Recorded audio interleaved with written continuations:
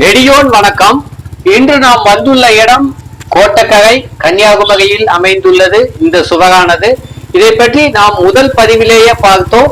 அந்த சுவர் எங்கிருந்து எங்கே கட்டப்பட்டுள்ளது, அது எவ்வாறு கட்டப்பட்டது, அதன் அமைப்பு எவ்வாறு இருக்கின்றது என்பதை பார்த்தோம். இந்த பதிவில் அந்த சுவர் எவ்வாறு கடந்து செல்கின்றது, எந்தெந்த இடங்களை எவ்வாறு கடந்து செல்கின்றது என்று, அந்த சுவரின் மேலேயே இன்றுள்ள நிலையில் அந்த சுவர் எப்படி இருக்கின்றதோ என்பதை உங்களுக்கு நான் காட்டுகின்றேன். அந்த சுவர் உள்ள பகுதியை நாம் நடந்து கடந்து செல்ல இருக்கின்றோம். கிட்டத்தட்ட 25 கிலோமீட்டர் நீளம் கொண்டது. இப்பொழுது நாம் ஆரல்வாய் மொழியில் இருக்கின்றோம். இந்த ஆரல்வாய் மொழியில் இருந்துதான் அந்த சுவரானது துவங்குகின்றது. அதாவது ஆரல்வாய் மொழியில் உள்ள கிழக்கு, மேற்கு தொடர்ச்சி மலையின் கிழக்கு அடிப்பாகத்தில் அந்த சுவரானது அங்கிருந்து துவங்குகின்றது. அங்கு ஒரு சாத்தாங்கோவில் அமைந்துள்ளது. அதிலிருந்து அந்த சுவரானது காவல் நிலையம் என்று அமைந்துள்ள இடம் வரை வருகின்றது. இங்கு நாகர்கோயில் செல்லும் சாலையானது காவல் கிணறிலிருந்து நாகர்கோயில் செல்லும் சாலை கடந்து செல்கின்றது. இந்த இடத்தில் அந்த சுவர் உடைக்கப்பட்டுள்ளது. அதற்கு முன்பே, அதாவது சாத்தாங்கோவிலிருந்து காவல் நிலையம் வரும் அந்த நீளமானது கிட்டத்தட்ட 1 கிலோமீட்டர் அல்லது அதற்கும் குறைவாகத்தான் இருக்கும்.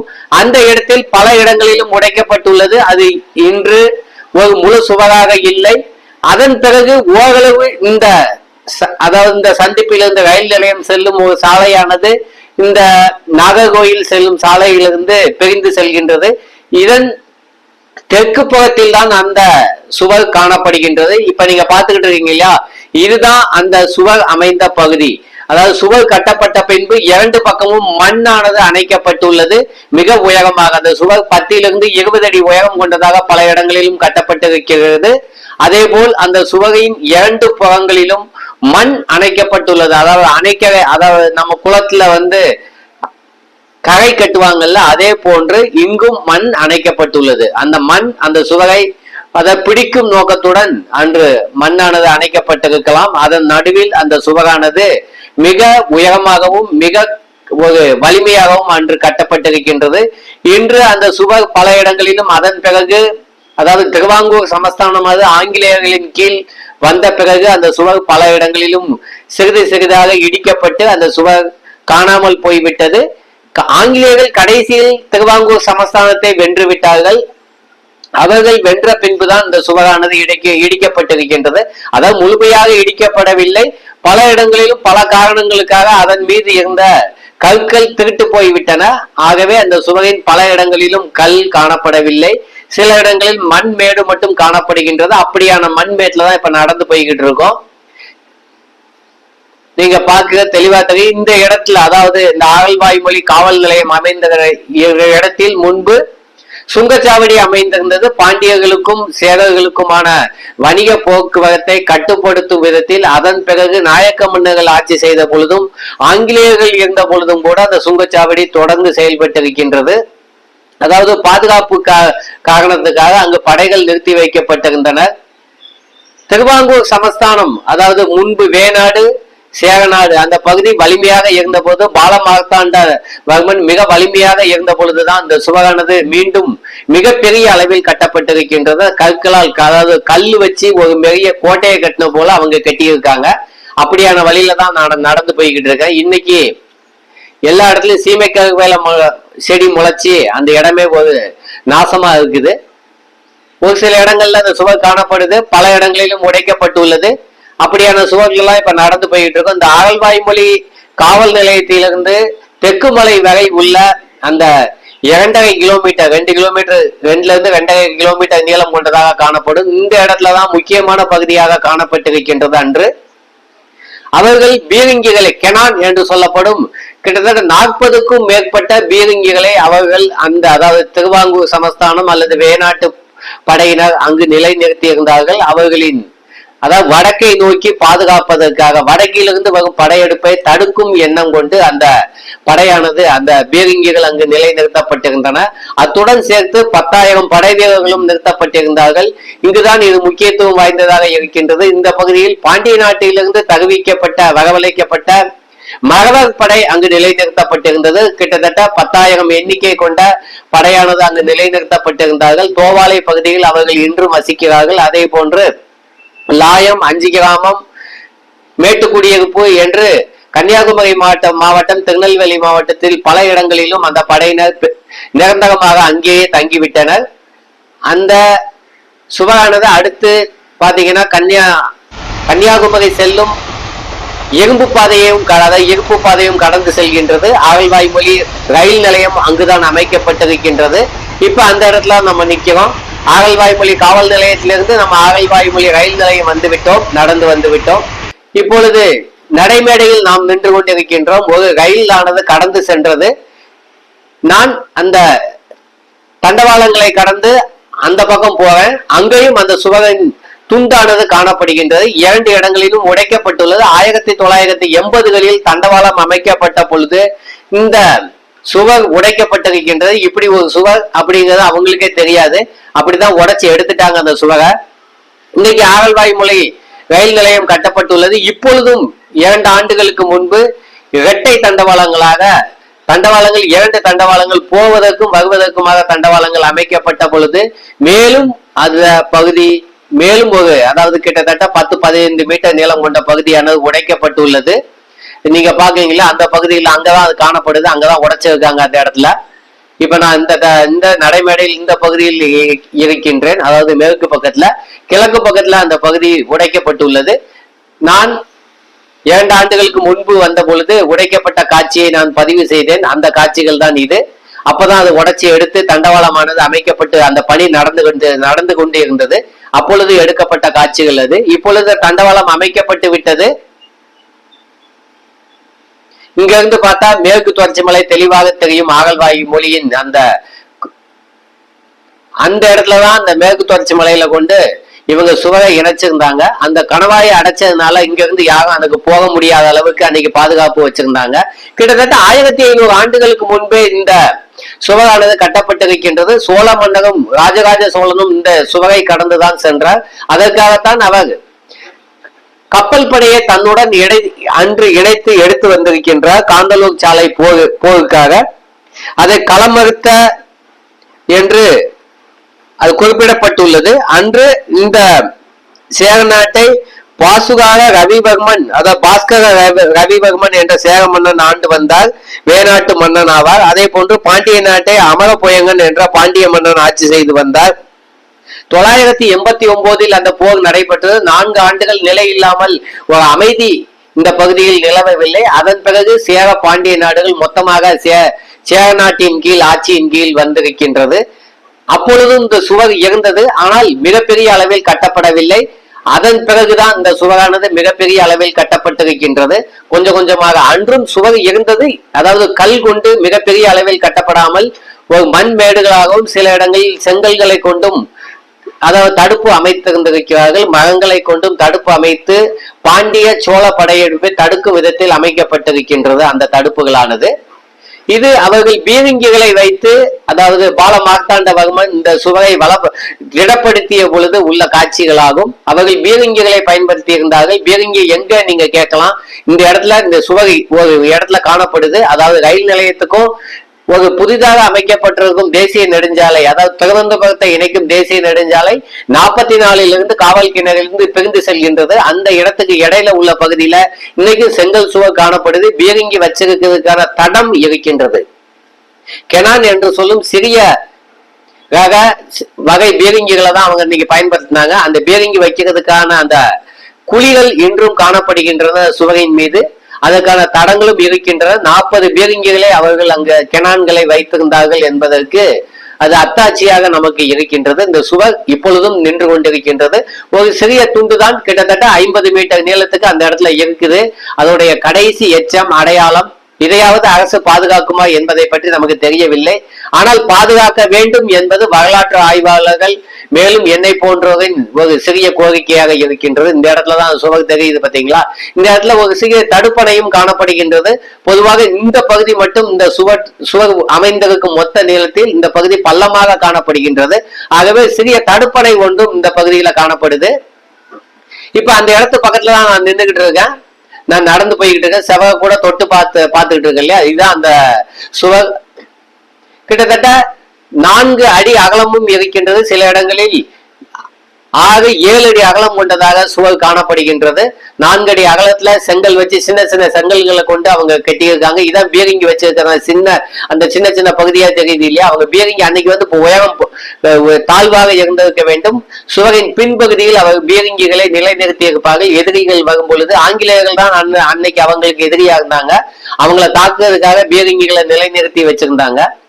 அதற்காகத்தான் இந்த சுவர் மிகவும் வலிமையான முறையில், அதாவது டிலனோய் என்ற டச்சு படை தளபதி கைது செய்யப்பட்ட குளச்சல் போரில் அவர் கைது செய்யப்பட்டார். குளச்சல் போர் வேநாடு என்று சேர நாட்டுக்கு மிக முக்கியமான ஒரு போராக இருந்திருக்கின்றது. டச்சு 1739 41 ஜூலை வரை போரிட்டார்கள். அந்த போரில் இறுதியில் அவர்கள் தோற்றுவிட்டார்கள். அவரின் கப்பல் படையை சேர்ந்த பலரும் அவர் படையினரும் சரணடைந்தார்கள். அதில் முக்கியமான கப்பல் படை தளபதி டிலனோய் என்று அழைக்கப்பட்டார். யூஸ்டாசிஸ் டிலனோய் என்று அழைக்கப்பட்டார். அவர் பின்னாட்களில் வேநாட்டு, அதாவது சேர நாட்டு படையுடன் இணைந்து பால மார்த்தாண்டவர்மனுடன் இணைந்து போரிட்டார். பல இடங்களிலும் அவர் வெற்றியை தேடி தந்தார். ஐரோப்பிய இராணுவத்தை போன்று வேநாட்டு இராணுவத்தையும் சேர மன்னனின் இராணுவத்தையும் பலப்படுத்தினார். அதே போன்று பயிற்சிகளையும் அளிக்கப்பட்டன. இராணுவ சீருடைகளும் அளிக்கப்பட்டன. துப்பாக்கிகள் ஏந்தி அதே போன்று கெனான் என்று சொல்லப்படும் பீரங்கிகளும் அவர்கள் பயன்படுத்தினார்கள். அந்த வகையில் அவர் இராணுவத்தை நவீனப்படுத்துவதற்கு உதவி செய்தார். அதற்கு முன்பே பாலமார்த்தாண்டவர்மன் இராணுவத்தை பலப்படுத்தினார், நவீனப்படுத்தினார். பலரிடமிருந்தும் ஐரோப்பிய பல நாட்டுடனும் வணிகம் செய்து அதன் வழியாக ஆயுதங்களை இறக்குமதி செய்து அவரின் படையானது வலிமையாக இருந்தது. அதனால் தான் டச்சு படையை முடிந்தது. பாண்டிய நாட்டிலிருந்து கிட்டத்தட்ட 10 மேற்பட்ட மகவர் படையை அவர் தகுவித்திருந்தார் அவர்களின் பாதுகாப்புக்காக. அதாவது பாலமார்த்தாண்டவர்மன் ஆட்சியில் ஏறிய பொழுதே அவருக்கு சில பிரச்சனைகள் வந்தன. அதாவது இவர் மருமகன் தான், மகன் கிடையாது. கடைசியில் ஆண்ட வேநாட்டை ஆண்ட மன்னனுக்கு இவர் மருமகன் வழியில் வருகின்றார். ஆகவே அவர்களின் மகன்கள் அதை ஏற்றுக்கொள்ளவில்லை. அப்பொழுதும் இவர் வலிமையை கூட்டுவதற்காக தென்பகுதி தமிழ்நாட்டிலிருந்து திருநெல்வேலி பகுதிகளிலிருந்து படையை அழைத்திருந்தார். மகவர் படையானது அங்கு இருந்தது. பொன்னம்பாண்டி தேவர் என்பவரின் தலைமையில் அந்த படை செயல்பட்டதாக தெரிகின்றது. அவர்களும் குளச்சல் போரில் ஈடுபட்டார்கள். அந்த குளச்சல் போர் வெற்றியை தேடி தந்த பின் அவர்கள் நிரந்தரமாக கன்னியாகுமரி பகுதியில் குடியமர்த்தப்பட்டார்கள், நிலைநிறுத்தப்பட்டார்கள். என்றும் அவர்களின் வாரிசுகள் அங்கு வாழ்ந்து கொண்டிருக்கிறார்கள். அவர்களுக்கு ஆயிரக்கணக்கான ஏக்கர் நிலங்களையும் தானம் அளித்துள்ளார்கள். அதை பற்றி நான் வேறு ஒரு பகுதியில் விரிவாக தெரிவிக்கின்றேன். இப்பொழுது இந்த உடைந்து கிடக்கும் இந்த சுவற்றின் பகுதியில் தான் நம்ம நடந்து போய்கிட்டு இருக்கோம். இப்ப கிட்டத்தட்ட நம்ம அந்த சாலை அமைக்கப்பட்டதுக்கும், தேசிய நெடுஞ்சாலை அமைக்கப்பட்டதுக்கும், தேசிய நெடுஞ்சாலை 44 திருவனந்தபுரத்தை இணைக்கும் சாலையானது புதிதாக அமைக்கப்பட்டு பணி நடந்து கொண்டிருக்கின்றது. சில இடங்களில் முடிவடைந்து விட்டது. அவ்வாறான இடத்தில்தான் இப்பொழுதும் சாலை உடைக்கப்பட்டுள்ளது. அதாவது சுவர் உடைக்கப்பட்டுள்ளது. அந்த கல்லெல்லாம் அங்க கிடக்குது பாருங்க. சுத்தி அந்த சாலையின் ஓரங்களில் இப்பொழுதும் அந்த கல் குவித்து வைக்கப்பட்டுள்ளது. கோட்டக்கரை என்று எழுதப்பட்டுள்ளது. சேர பாண்டிய எல்லை கோட்டக்கரை என்றும் எழுதப்பட்டுள்ளது. இப்ப அந்த இடத்துலதான் நம்ம நிக்கிறோம். அந்த இடத்துல ஒரு பேருந்து நிறுத்தம், அதாவது பஸ் ஸ்டாப் ஒண்ணு கட்டியிருக்காங்க. அந்த இடத்துக்கு பின்னாடி நீங்க போய் பாத்தீங்கன்னா இப்பொழுது புதிதாக அமைக்கப்பட்டிருக்கும் தேசிய நெடுஞ்சாலையில் இந்த பேருந்து நிறுத்தத்திற்கு பின்பகுதியில் கல் குவித்து வைக்கப்பட்டுள்ளது. அந்த சுவத்தை உடைச்சி எடுத்த கல்லை தான் இங்க குவிச்சு வச்சிருக்காங்க. அந்த பின்னாடி இருக்குல்லையா, அந்த கல் தான் உடைக்கப்பட்ட கல் இன்னைக்கு குவிச்சு வச்சிருக்காங்க. ஆனா அறிவிப்பு பலகை ஏனோ இங்க வைக்கல. வச்சா ஏன் அந்த கல் ஏன் உடைச்சாங்கன்னு கேட்பாங்கன்னு இங்க இருந்து 300 மீட்டர் தொலைவுல தள்ளி வச்சுட்டாங்க. இந்த பகுதியை சேர்ந்த பலருக்கும் அந்த ஏன் இந்த இப்படியான ஒரு சுவர் அங்க இருக்குது அப்படிங்கிறத பத்திய ஒரு தெளிவான விளக்கமும் சொல்ல முடியல. ஏன் கட்டினாங்க, யாரு கட்டினாங்க அப்படிங்கறத பத்தியும் தெரியல. பாலமார்த்தாண்டவர்மன் என்ற கடைசி தமிழ் மன்னன், அதாவது வேநாடு சேரநாடாக இருந்த பொழுது, திருவாங்கூர் சமஸ்தானமாக மாறாத பொழுது கடைசி மன்னனாக இருந்தவர் வேநாட்டை ஆண்ட பாலமார்த்தாண்டவர்மன். இவர் தான் குளச்சல் போரில் டச்சு படையை வென்றார். அவர் தான் இந்த சுவரை பலப்படுத்தி, அதாவது டிலனோய் யூஸ்டாசிஸ் டிலனோயை வைத்து மிகவும் பலப்படுத்தி கற்களை செதுக்கி அழகாக வைத்து மிகவும் ஒரு உறுதி வாய்ந்த ஒரு தடுப்பு சுவராக இதை அமைத்தார். அந்த சுவர் தான் உடைக்கப்பட்டிருக்கு. நீங்க பார்த்தாலே தெரியும். கிட்டத்தட்ட 10 முதல் 20 அடி உயரம் கொண்டதாக, அதாவது நில அமைப்புக்கு தக்கவாக அவர்கள் கட்டியிருந்தாங்க. மிகவும் வலிமையாக கட்டியிருந்தாங்க அந்த சுவரை. இன்னும் அதே போன்று 2 பக்கமும் மண்ணு அணைச்சி அந்த சுவரை வலிமையா வச்சிருந்தாங்க. எந்த ஒரு இயற்கை சீற்றத்தாலேயோ அல்லது ஒரு போர் நடவடிக்கையாலோ உடைஞ்சிடக்கூடாது அப்படிங்கிறதுக்காக. இன்னைக்கும் அது சிறிய சிறிய பகுதிகளா நமக்கு இன்னைக்கு அந்த பகுதி இருக்குது. இது வரலாற்று சின்னமாக பாதுகாக்கப்படணும் எஞ்சிய பகுதியாவது. இப்பொழுதும் அந்த பகுதியில நீங்க பாத்தீங்கன்னா நிறைய உடைஞ்ச கல் அங்கங்கே காணப்படுது. அதே போன்று சீமை கருவேல மரங்கள் மொத்தமாக உள்ள அந்த சுவர் முழுவதுமே படர்ந்து கிடைக்கின்றன. அனைத்து இடங்களிலுமே வளர்ந்து கிடைக்கின்றன. அதை அரசு கவனம் செலுத்த வேண்டும் என்பது நம்முடைய ஒரு தாழ்மையான கோரிக்கை. இப்ப அந்த சுவர்லாம் நடந்து போய்கிட்டு இருக்கோம். நம்ம அந்த உடைஞ்சு கிடக்கிற அந்த சாலை அமைக்கப்பட்ட பகுதியில் தான் இப்போதைக்கு நம்ம நிக்கிறோம். இதான் அந்த உடைஞ்சு கிடக்கிற கல் குவியல்கள். கடந்த 4-5 ஆண்டுகளுக்குள் இது உடைக்கப்பட்ட பகுதி.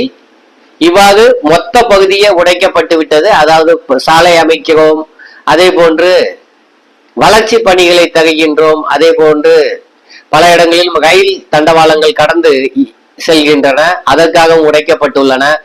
அதே போன்று பலரும் வீடு கட்டுவதற்கு பல பணிகளுக்கும் உடைத்து எடுத்து சென்று விட்டார்கள் என்றுதான் தெரிகின்றது. கள்ளி செடிகளும் சீமை கருவேல மரங்களும் முளைத்து காணப்படுகின்றன. இப்பொழுது நாம் தெற்குமலை பகுதியிலிருந்து மேற்கு நோக்கி பார்க்கின்றோம். ரயில் நிலையம் தெளிவாக தெரிகின்றது. இந்த சீமை கருவேல மரம் முளைத்திருக்க இடத்துக்கு கீழே தான் அந்த சுவர் காணப்படுது. இங்கிருந்து அந்த ரயில் நிலையம் தெளிவாக தெரிகின்றது. கிட்டத்தட்ட 1 கிலோமீட்டர் தொலைவில் ரயில் நிலையமானது இருக்கின்றது. நாம் கேமராவில், அதாவது ஜூம் செய்து இந்த பகுதியை பதிவு செய்தோம்.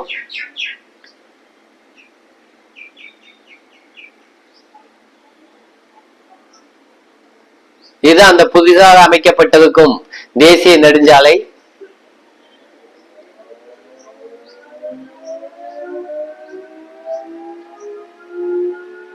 இந்த இடத்துல கோட்டக்கரை ஒரு பேருந்து நிறுத்தமும் அமைக்கப்பட்டுள்ளது. சரி, இந்த இடத்திலிருந்து தெற்குமலை வரை நாம் பார்த்தாச்சு. இப்ப தெற்குமலைக்கு அந்த பக்கம் போவோம். அங்கு அதாவது கொட்டாரத்தில் ஒரு சந்திப்பு இருக்கின்றது. மங்கனபுரம் என்ற சந்திப்பு என்று அழைக்கப்படுகின்றது. இந்தியாவின் கடைசி தேசிய நெடுஞ்சாலை சந்திப்பு. அங்கதான் தேசிய நெடுஞ்சாலை 44 கடைசி சந்திப்பானது இருக்கின்றது. அது அழகாக அமைக்கப்பட்டுள்ளது அந்த சந்திப்பு. அந்த பகுதியில் தான் இப்ப நம்ம அங்கதான் நம்ம போவோம். அங்கேயும் ஒரு சின்ன துண்டானது காணப்படுகின்றது. இந்த சுவர் இந்த இடத்துல ஒரு சின்ன துண்டு போன்று இன்று மிச்சம் நம்மளுக்கு கிடைக்குது. மிச்சம் அந்த சுவத்துல எல்லா பகுதிகளும் அழிக்கப்பட்டிருக்கலாம் அப்படின்னு நான் நம்பலாம். ஏன்னா அங்கங்க சுவர் உடைக்கப்பட்டிருக்கனால இந்த பகுதி மிச்சம் இருக்க பகுதியும், அதாவது தெற்குமலையிலிருந்து கொட்டாரம் வரைக்கும், அதாவது மங்கனபுரம் வரைக்கும் உள்ள அந்த சுவர் இடிக்கப்பட்டிருக்கலாம். அல்லது அவங்க துண்டு துண்டா கட்டினாங்களா, இல்லாட்டி மண் வச்சு ஒரு மேடு போன்ற அணைக்கரை போன்று அமைத்தார்களா என்பதை பற்றி நமக்கு தெரியவில்லை. ஏனெனில் அந்த சுவர் நம்மளுக்கு எந்த இடத்துலயும் கிடைக்கல. ஆனா நேரான சாலைகள் அமைக்கப்பட்டுள்ளன அங்கிருந்து இங்க வரைக்கும். அப்படிதான் அந்த சுவர் இருந்திருக்கணும், இடிக்கப்பட்டிருக்கும் நம்ம நினைச்சுக்கலாம். இப்ப அந்த இடத்துல நம்ம நிக்கிறோம். மங்கனபுரம் சந்திப்பு இந்தியாவின் தமிழகத்தின் கடைசி தேசிய நெடுஞ்சாலை சந்திப்பு, 44 சந்திப்பு. இதுக்கு அடுத்துதான் இருக்கு. அந்த இடத்துலதான் அந்த சுவரின் எஞ்சிய பாகங்கள் காணப்படுது. இப்ப அந்த இடத்துல கீழே ஒரு ஃபாஸ்ட் ஃபுட் கடை இருக்கு, துரித உணவகம். ஒரு வண்டி ஒண்ணு நிக்குது. அது பக்கத்துக்கு பின்னாடிதான் அந்த சுவர் இருக்கு. சுவத்துக்கு பின்னாடி ஒரு குளம் ஒண்ணு காணப்படுது. கொட்டாரத்துல இதுக்கு அருகில ஒரு பெரிய தேவாலயம் ஒன்றும் கட்டப்பட்டுள்ளது.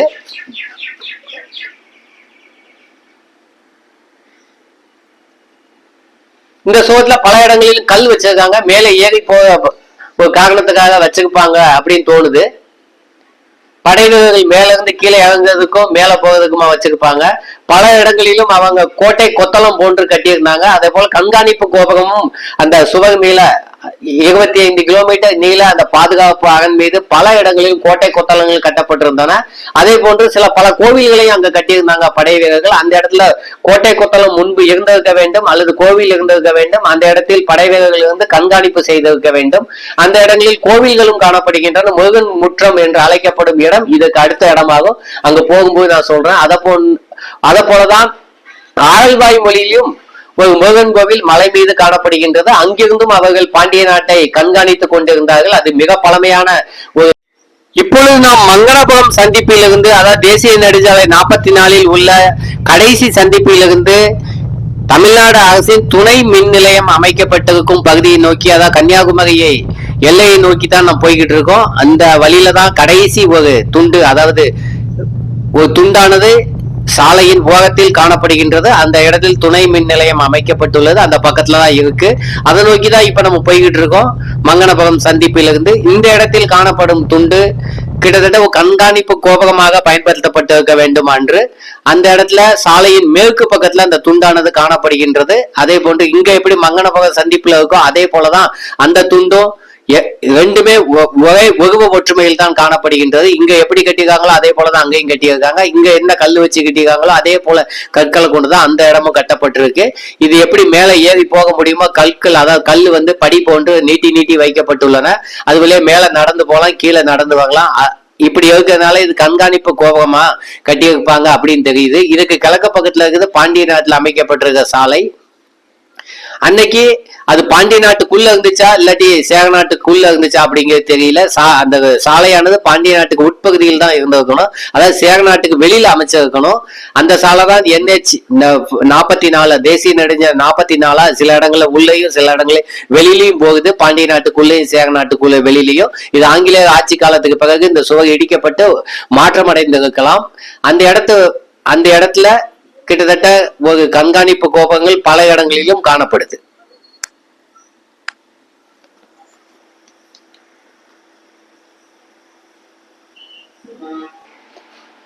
எஞ்சிய சுவர் இடிக்கப்பட்டு விட்டது என்று தெரிகின்றது.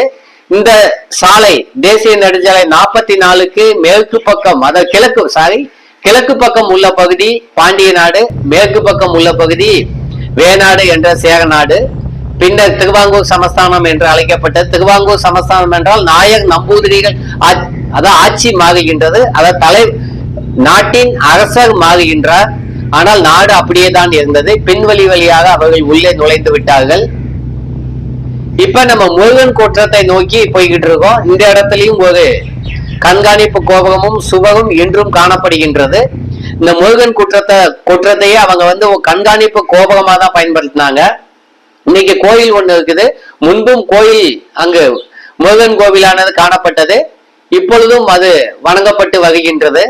முருகன் கொற்றம் என்று அழைக்கப்படுகின்றது. கிட்டத்தட்ட ஒரு 70-80 அடி உயரம் கொண்ட ஒரு குன்றின் மீது காணப்படுகின்றது. இந்த குன்றை அவர்கள் அன்று ஒரு பாதுகாப்பு அரணாகவும் அதே போன்று ஒரு கண்காணிப்பு கோபகமாகவும் பயன்படுத்தி இருக்கும் வாய்ப்புகள் இருக்கின்றன. இந்த ஓரத்துலதான் அந்த சுவர் காணப்படுகின்றது. அதே போன்று அந்த கோவிலின் அந்த பக்கத்திலும் காணப்படுது. ஒரு படிக்கட்டு மேலிருந்து கீழ் இறங்கி செல்கின்றது. அதாவது சேரநாட்டு பகுதியில், பாண்டிய நாட்டு பகுதியில் இல்ல, சேரநாட்டு பகுதியில் ஒரு சுவர் ஒன்றும் படிக்கட்டு ஒன்றும் அமைக்கப்பட்டுள்ளது. அதே போன்று பாண்டிய நாட்டு பகுதியில் அவங்க என்ன அமைச்சிருக்காங்க அப்படின்னு பார்த்தா, நாயக்க மன்னர்கள் ஜக்கமா கோவில ஒண்ணு கட்டியிருக்காங்க. சின்ன அளவிலான கோவில். ஏன்னா பாண்டிய நாட்டை அதாவது நாயக்க மன்னர்கள் கைப்பற்றிய பின்பு கன்னியாகுமரி வரை இருந்த பாண்டிய மன்னர்களின் பகுதி நாயக்க மன்னர்களின் கட்டுப்பாட்டின் கீழ் சென்று விடுகின்றது. அதாவது கொஞ்சம் கொஞ்சமா தான் அந்த கட்டுப்பாடு அவங்களுக்கு போகுது. கயத்தாக, வள்ளியூர், கொற்கை என்று தென்காசி பாண்டியர்கள் கொஞ்சம் கொஞ்சமாக வீழ்ந்த பொழுது மொத்த பகுதியும் அவர்களின் கட்டுப்பாட்டுக்குள் சென்ற பொழுது அவர்கள் இங்கு வரை கண்காணிப்பு கோபகங்களை கட்டியிருக்காங்க. அதே போன்று அவர்களின் படையும் வேநாட்டுக்கு, சேரநாட்டுக்கு உதவி செய்வதற்காக அழைக்கப்பட்டிருக்கின்றது. சேரநாடும் விஜயநகர, அதாவது மதுரையிலிருந்து ஆட்சி செய்த நாயக்க மன்னர்களுக்கு கப்பம் செலுத்தி இருக்கிறார்கள். இறுதியில் அவர்கள் கப்பம் செலுத்தவில்லை, தன்னாட்சியாக சென்று விட்டார்கள். இராணுவத்தை நவீனப்படுத்தி விட்டார்கள். பாலமார்த்தாண்டவர்மன் ஆட்சிக்கு வந்த பிறகு இவ்வளவும் நடந்திருக்கின்றது. இந்த முருகன் குற்றத்திலிருந்து நாம் பார்க்கும் பொழுது, அதாவது வங்காள விரிகுடா கடலும் இந்திய பெருங்கடலும் தெளிவாக தெரியும். அதே போன்று பல 10 கிலோமீட்டருக்கு உள்ள மலைகளும் தெளிவாக நம்மளுக்கு புலப்படும். அன்னைக்கு எவ்வளவு படை எங்க இருந்து வருது, யாரெல்லாம் நகர்ந்து போய்கிட்டு இருக்காங்க, வந்துகிட்டு இருக்காங்க, பாண்டிய நாட்டுல யார் நடமாடுறாங்க, சேர நாட்டுக்குள்ள யார் வராங்க அப்படிங்கறத இந்த இடத்துல இருந்து தெளிவா கண்காணிக்க முடியும். அப்படிங்கறதுனால இந்த இடத்த அவங்க முக்கியமான ஒரு எல்லை கோபகமா பயன்படுத்தி இருக்காங்க. அன்னைக்கு கண்காணிப்பு கோபகமா. அது சேர நாட்டுடைய கண்காணிப்பு கோபகம், பாண்டிய நாட்டுக்கு கண்காணிப்பு கோபி மலை, அது தெற்கு மலை மிக தெளிவாக தெரிகின்றது. இந்த 25 கிலோமீட்டர் உள்ள அரண் தான் அவன் சேர நாட்டை வந்து வலிமையா அன்னையில இருந்து இன்னைக்கு வரைக்கும் கிட்டத்தட்ட 1500 ஆண்டுகளாக பாதுகாத்து அவங்களுக்கு ஒரு பாதுகாப்பை கொடுத்து இருக்குது. பல இடங்களிலும் மலை மீது அவர்கள் கண்காணிப்பு கோபுரத்தை கட்டியிருக்காங்க. அங்க எங்கெல்லாம் கண்காணிப்பு கோபுரத்தை வச்சாங்களோ அங்கெல்லாம் ஒரு முருகனை எடுத்துட்டு போய் அவங்க வணங்கி இருக்காங்க. முருகன் கொற்றம் என்று அழைக்கப்பட்டிருக்கின்றது. இல்லைன்னா ஒரு சின்ன முருகன் சிலையை வச்சிருக்காங்க. அந்த வகையில் தமிழ் கடவுள் முருகன் சேர சோழ பாண்டிய அதே போன்று பல சிற்றரசுகள் தமிழ் குறுநில மன்னர்களுக்கும் தலைவனாக முருகன் இருந்திருக்கின்றார் தமிழ் கடவுள். இந்த இடத்துல மேல இருந்து பார்த்தா எல்லா பக்கம் கன்னியாகுமரி வரைக்கும் மிக தெளிவாக நமக்கு தெரியும். அதே போன்று கன்னியாகுமரி கடலும் நமக்கு தெளிவா தெரியும். நீங்க பார்த்தா தெரியும் அந்த இடத்துலதான் கன்னியாகுமரி கடல் இருக்கின்றது. இப்ப நம்ம அந்த இடத்துக்கு தான் போவோம். இங்க இருந்து இறங்கி அந்த இடத்துல கடைசி சுவரின் துண்டு காணப்படுகின்றது. இங்க பாருங்க, இங்க இருந்து பார்த்தா கடல் கூட தெளிவா தெரியுது. இதான் இந்திய பெருங்கடல். இங்க இருந்து மேல இருந்து பார்த்தா தெளிவாக தெரிகின்றது. கிட்டத்தட்ட 1 கிலோமீட்டர் 1.5 கிலோமீட்டர் தூரத்துல அந்த கடல் காணப்படுது. அதே போன்று இந்த பக்கமும் அரபிக்கடலும் தெளிவாக தெரியும். இதுதான் அந்த ஜக்கமா கோயில். கீழே அவங்க கட்டி இருக்குது. நாயக்க மன்னர்கள் கட்டினாங்க. அதாவது பாண்டிய நாட்டுக்குள்ள கட்டப்பட்ட கோயில். கடைசியா அங்கே நாயக்க படை இருந்தது என்பதற்கு ஒரு அத்தாட்சியா அது இருக்குது. அந்த இடத்துல கோயில் சின்ன கோயிலா தான் கட்டியிருக்காங்க. அந்த கோயில் இன்னைக்கும் அந்த முருகன் கோயிலுக்கு பக்கத்துல கீழே அந்த சாலைக்கு ஓரத்துல கட்டப்பட்டது. இன்னைக்கும் வணங்கி வராங்க. ஒரு சிலர் அந்த கன்னியாகுமரி மாவட்டத்துல சில தெலுங்கு பேசும் மக்கள் நாயக்கர்கள் இருக்காங்கன்னு தெரியுது. இதை வச்சு அவங்க வணங்கிட்டு வராங்க நம்ம நினைச்சுக்கலாம். இப்ப நம்ம கன்னியாகுமரி கடலை நோக்கி போகின்றோம். சூரியன் அஸ்தமிக்கும், அதாவது கதிரவன் மறையும் இடத்துக்கு பக்கத்துலதான் அந்த சுவரானது கடலில் சென்று முடிவடைகின்றது. அது அந்த இடத்தை நோக்கிதான் நம்ம வந்து இருசக்கர வாகனத்துல போய்கிட்டு இருக்கோம். அந்த இடத்துலயும் அந்த மிச்ச சுவரானது சின்ன சின்ன துண்டுகளா அந்த இடத்துல காணப்படுது. அது கடுக்கரை என்று அழைக்கப்படுகின்றது. சின்ன சின்ன துண்டுன்னு கூட சொல்ல முடியாது, கொஞ்சம் நீளமா, அதாவது அந்த மேல இருக்க சாலை வகைக்கு ஒரு நீள சுவராக தான் காணப்படுது. இன்னைக்கும் இதை பாதுகாக்க முடியும். இன்னைக்கு நான் சென்ற பொழுது அங்கு சிலர் மீன் பிடித்துக் கொண்டிருந்தார்கள். சிவப்பு கலர் ஒரு சுண்ணாம்பு கல் போன்ற சிவப்பு கல்லை வச்சுதான் அவங்க கட்டியிருக்காங்க. இவ்வாறான கல் வந்து ஒடிசா, அதே போன்று வங்காளம், ஜார்க்கண்ட், சத்தீஸ்கர் பகுதியில அதிகமா கிடைக்குது. இந்த கன்னியாகுமரி மாவட்டத்துல அவங்க எங்க இருந்து எடுத்துட்டு வந்து கட்டினாங்கன்னு தெரியல. இன்னைக்கு அதிகமான கட்டடங்கள் இவ்வாறு கட்டப்படவில்லை. வேற எங்கேயும் அதிகமான கட்டடங்களை பார்க்க முடியல. பாலமார்த்தாண்டவர்மன் ஆட்சியில் இருந்த போது பல இடங்களிலும் அவர்களின் கோட்டைகள் இவ்வாறான கற்களை கொண்டு கட்டப்பட்டுள்ளன. சிவப்பு கலர் கல். இந்த கல்லை ஈஸியா செதுக்கிடலாம். அதே போன்று எடை சற்று குறைவாக இருக்கும். எளிதாக கையாள இயலும், எடுத்து செல்ல இயலும். டிரான்ஸ்போர்டேஷன், அதாவது ஒரு இடத்திலிருந்து இன்னொரு இடத்துக்கு எடுத்து செல்வது மிகவும் எளிது. ஆகவே இந்த கல் அவங்க கட்டியிருக்காங்கன்னு நினைக்கிறேன். இது நம்ம கடல் பக்கத்துல, இந்திய பெருங்கடல் பக்கத்துல நிக்கிறோம். இந்த சுவரானது ஆழ்வாய் மொழி மலையிலிருந்து துவங்கும் சொல், அதாவது சுவர் மேற்கு தொடர்ச்சி மலையிலிருந்து கிட்டத்தட்ட 75 கிலோமீட்டரை கடந்து இந்த கடலில் வந்து முடிவடைகின்றது. இங்கும் பல கண்காணிப்பு கோபுரங்கள் கடல் கரையில் கட்டப்பட்டிருக்கின்றன என்று இங்கிருந்து அவர்கள் கண்காணித்தார்கள். அது ஆங்கிலேயர்கள் பல ஐரோப்பிய படைகளும் இந்த பகுதியிலிருந்து தாக்கக்கூடாது என்பதற்காகவும் நாயக்க படைகள் தாக்குனாங்களா இல்லையான்னு தெரியல. அவர்களை பலரையும் பாதுகாக்கும் நோக்கத்தோட தான் அந்த சுவரானது கட்டப்பட்டிருக்கு. அதே போன்று அவர்களும் படைகளை நிறுத்தி வைத்திருந்தார்கள். இதுதான் கடைசி கண்காணிப்பு கோபுரம். கடல் கரையில கடலுக்குள்ள அமைச்சிருக்காங்க. பெரிய கற்களை கொண்டு இன்னைக்கும் வலிமையா அது இருக்குது. கிட்டத்தட்ட 1750கள்ல கட்டப்பட்டது. இதான், அதாவது இப்பதான் கட்டினாங்க அப்படின்னு சொல்லக்கூடாது. கடைசியில இறுதியா புனரமைக்கப்பட்டது 1750கள்ல. இன்னைக்கும் அந்த சுவரானது தெளிவா இருக்குது. ஆனா கிட்டத்தட்ட 1500 ஆண்டுகளுக்கு முன்பே கட்டப்பட்டது. ராஜராஜ சோழன் விலிங்கம் துறைமுகத்தை, அதாவது காந்தலூர் சாலையை தாக்கும் பொழுதே இந்த சுவர் இருந்த காரணத்தினாலதான் கப்பல் படையை அனுப்பினாரு தாக்குறதுக்காக. அதை நினைவுல வச்சுக்கோங்க. இப்ப அந்த கடைசி கண்காணிப்பு கோபுரம், கடைசி துண்டு சுவர் மேலதான் நம்ம நிக்கிறோம். இதான் அந்த கடைசி பகுதி. தமிழ் மன்னன், கடைசி தமிழ் மன்னன் வேநாட்டை ஆண்ட பொழுது, சேர நாட்டை ஆண்ட பொழுது மிகவும் வலிமையாக அந்த பகுதியை வைத்திருந்தால் வணிகத்தை சிறந்து விளங்கினார் வணிகத்தில். ஆகவே அவர் அந்த பகுதியை பாதுகாக்கும் எண்ணம் கொண்டு மக்களை பாதுகாப்பதற்காகவும் ஏனெனில் பல இடங்களிலும் தமிழகம் முழுவதுமே தமிழ் மன்னர்கள் ஆட்சியில் இல்லை, கேரளாவிலும் ஆட்சியில் இல்லை, இலங்கையிலும் ஆட்சியில் இல்லை. அவருக்கான ஆதரவு எந்த பகுதியிலிருந்தும் அவருக்கு கிடைக்கவில்லை. ஆகவே அவரையே வலிமைப்படுத்தி கொண்டார், நவீனப்படுத்தி கொண்டார் அவர் இராணுவத்தை. அதே போன்று கோட்டையும் அமைத்துக் கொண்டார், பல இடங்களிலும் சுவர் எல்லையை பலப்படுத்தினார். ஆனால் இறுதியில் அந்த மன்னர் கொல்லப்பட்டார், விஷம் வைத்து கொல்லப்பட்டார், அல்லது மர்மமான முறையில் இறந்து போய்விட்டார் என்று சொல்லப்படுகின்றது.